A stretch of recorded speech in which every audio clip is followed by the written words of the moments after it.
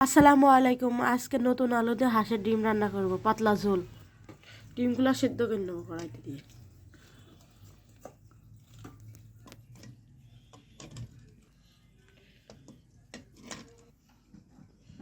গ্যাসটা দিয়ে দিলাম, সেদ্ধ হোক কিছুক্ষণের জন্য।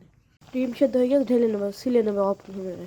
হাঁসের ডিমগুলো ভেজে নেওয়ার জন্য সয়াবিন তেল দিয়ে দেবো। ডিমগুলো ছোলা হয়ে গেছে, লবণ স্বাদ মতো,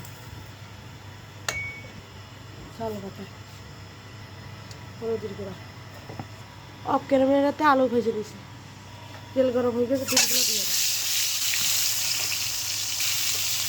ডিমগুলো উঠে দেবো, ভাজা হয়ে গেছে, ঢেলে নেবো। কড়াইতে কিছু তেল আছে, তার মধ্যে কিছু তেল দিয়ে দেবো। তেলের মধ্যে পেঁয়াজ কিছু দিয়ে দেবো, পেঁয়াজ বাটা, ঝাল বাটা, জিরে বাটা, রসুন বাটা।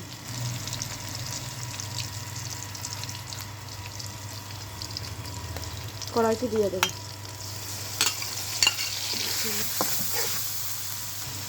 স্বাদ মতো লবণ, ধনে গুঁড়ো, হলুদের গুঁড়ো, গোলাই দেবো। ভেজে রাখা ডিমগুলো দিয়ে দেবো, ভেজে রাখা আলুগুলো দিয়ে দেবো, দারচিনি বাটা দিয়ে দেবো, মুরগির মাংসগুলো চুলায় দিয়ে দেবো।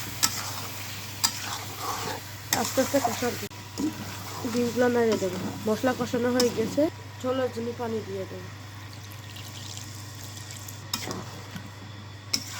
আস্তে আস্তে হতে দেবো।